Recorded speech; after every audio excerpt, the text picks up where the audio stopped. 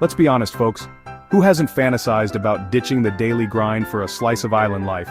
You know, the whole beachfront property, endless margaritas, wearing pants, optional thing. It's a tempting picture, right? But owning an island? That's usually reserved for eccentric billionaires and Bond villains. Or is it? Turns out, there might be a loophole lurking in the legal system, one that could make your island dreams a reality. Hold on to your coconut cocktails, people, because things are about to get legally murky. Now before you start packing your bags and bidding farewell to civilization, let's dive into this loophole and see if it's the real deal or just another legal mirage. First things first, let's demystify this whole legal loophole business. It's not some magical portal that teleports you to a life of luxury. It's more like finding a loophole in the rules of a board game. Technically, you're playing by a different set of rules, but hey, if it gets you that beachfront property, in the case of our island escapade, the loophole revolves around a little something called adverse possession, also known as squatting. Yeah, you heard that right. Squatting, the thing your grandma warned you about, could be your ticket to island ownership. Stay with me, people. It's not as crazy as it sounds. Let's unpack this legal suitcase and see what we've got. So how does one go about squatting on an island? Well, it's not just a matter of planting your beach umbrella and declaring yourself king or queen of the castaways. There are actual legal hoops to jump through, hoops that involve proving you've been living on and maintaining the land openly and continuously for a certain period, usually a good chunk of time. We're talking years, folks, maybe even decades. You'll need to show you're not just a temporary visitor but a bona fide resident of this unclaimed island paradise. Think farming the land, building a shelter, no, a sandcastle doesn't count, and generally treating the place like your own personal fiefdom. It's not for the faint of heart, but hey, neither is fighting off scurvy and coconut-crazed monkeys. It's all part of the island ownership starter pack, right?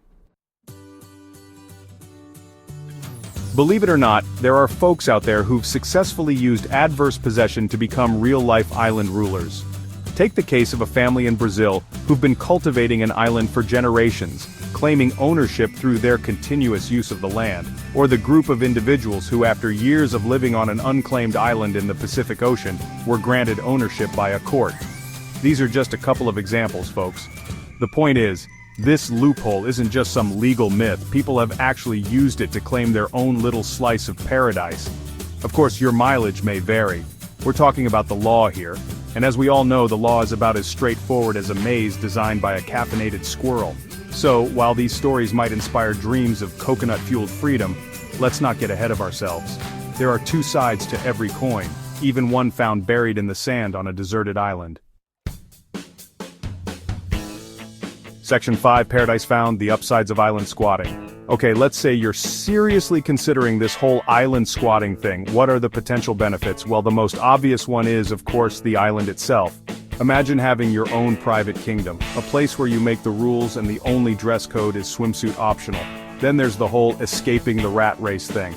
No more traffic jams, no more annoying co-workers, just you, the sound of the waves, and maybe a volleyball named Wilson if things get lonely.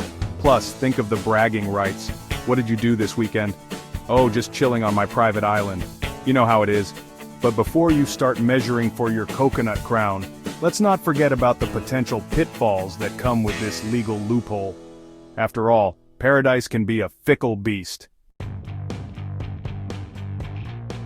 Section 6. Trouble in Paradise. The downsides of island squatting. Remember that whole maintaining the land thing we talked about? Well, maintaining an entire island is no walk in the park, especially if you're used to life with indoor plumbing and 24/7 pizza delivery. We're talking about building shelter, finding food and water, and dealing with whatever nature throws your way. And speaking of nature, let's not forget about the less glamorous side of island life: storms, wildlife, the occasional pirate looking for buried treasure. It's not all sunshine and Mai Tais, folks. There's a reason why most islands aren't exactly teeming with human life.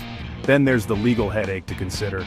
Even if you do everything right, there's no guarantee your claim will hold up in court. You could end up spending years building your island paradise, only to have some government official show up and tell you to scram.